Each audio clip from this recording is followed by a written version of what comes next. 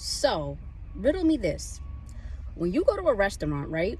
Let's say you tell them that, hey, I'll have a salad, but I don't want tomatoes, or I don't want olives or onions or whatever in it, right?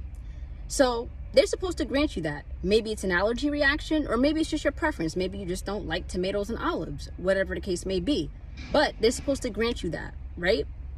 For two reasons. For customer service, to make sure that you come back, but most importantly, so that they don't have a liability in case it happens to really be an allergy that you have, right? So it's like, these are your preferences as their customer. Maybe you're an established customer that always comes back, right? So what about a potential customer that wants to come to a restaurant, but they can't come in because they made a preference of not getting a vaccine card? So that right there to me is like, okay, so not all restaurants are doing this, by the way, but I'm talking about the restaurants that are banning people that don't have a vaccine card because that's their preference. Just like they don't want tomatoes in their salad because that's their preference, or they don't want sausage on their pizza because maybe they don't eat sausage or bacon, or they don't eat pork, or whatever it is that they don't eat. So you restaurants that are banning people now who don't have their vaccine, you guys were all with it, with customers' preferences, by not giving them whatever it is that they didn't want to eat. But now that they're saying that they don't want the vaccine because that's their preference, or that's their choice, or maybe there's an ingredient in the vaccine that they just don't want being injected into their body, just like there's an ingredient in your pizza or any of your salads or any of your cheeseburgers or whatever food it is, they would tell you that's their preference and they don't want to eat it. It was all good during that time, and it was all good when people were like protesting and fighting and making noise for restaurants and bars and lounges to get open back up again, being that you guys took the biggest hit in whatever city or whatever state you was in. But now that there's people that don't want to take the vaccine because that's their preference, you ostracize them and don't let them come in. So you're just down with the system. You're just down with creating an atmosphere of more segregation. That's what it is. That's what it is.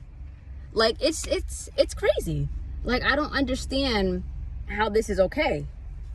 So my thing is, the restaurants that they were like, okay, this person doesn't want mayonnaise in their cheeseburger, or they don't want whatever food modification, right? So those restaurants that they were very attentive and very considerate towards doing that, but they're also not with the vaccine mandate. Those restaurants, we should continue to support those restaurants, because you know why? Those restaurants have owners and staff workers of character. I'm not saying that they're perfect, but they really understand preference and allergy reactions and everybody's individual right and their individual liberties for those restaurants. So whatever city, whatever state, we should support them, because they're doing the right thing. They really understand preference and allergy reactions through and through, not just for money, not just for business. They understand it respectfully. But these other restaurants that, like if you don't have the vaccine, you can't come in, or whatever, nah. I feel like it's time we gotta start boycotting them. We gotta do something.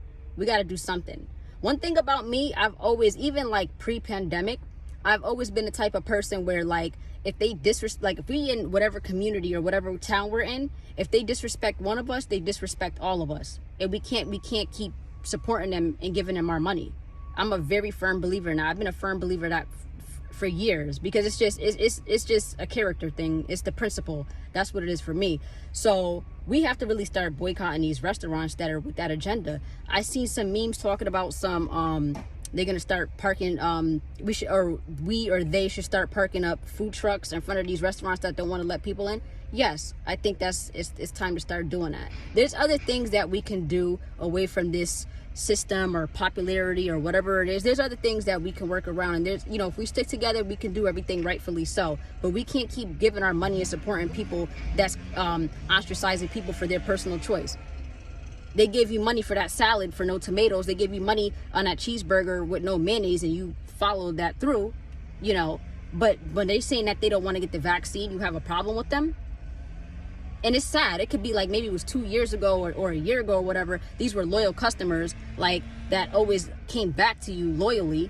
And when they see that you were shut down as a restaurant, they was like, wow, like, they actually was very empathetic and cared about you guys. And now you just with the system. Like, you are who you are. That's like, we don't need to give these people any more money, yo. We really don't. This reminds me of, like, I think it was like 3 or 4 years locally over here where I'm at, right? There was this Chinese restaurant where I guess they had put rat in this dude's food or something, whatever the case may be. And he had came back either with his aunt or his grandmother to go check them like, yo, what's up with my food or whatever. And they had put their hands on him and his grandmother or his aunt or whatever. And I told motherfuckers, I was like, yo, after they did that, yo, if they did that to him, none of us is going back there.